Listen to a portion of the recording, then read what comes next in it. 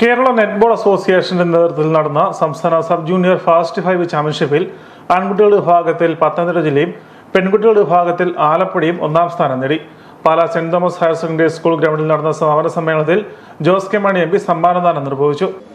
Commonwealth രാജ്യങ്ങളിൽ ഇപ്പോൾ അത് ഉൾപ്പെടുത്തിക്കൊണ്ട് മുന്നോട്ട് പോവുകയാണ്.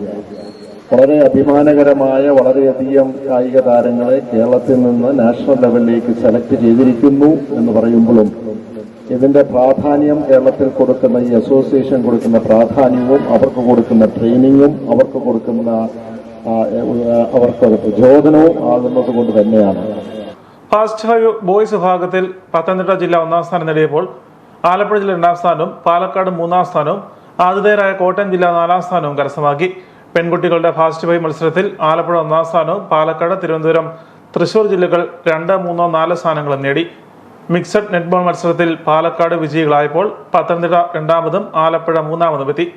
സമാപന യോഗത്തിൽ Kerala netball association president S. Sajimuddin അധ്യക്ഷനായിരുന്നു.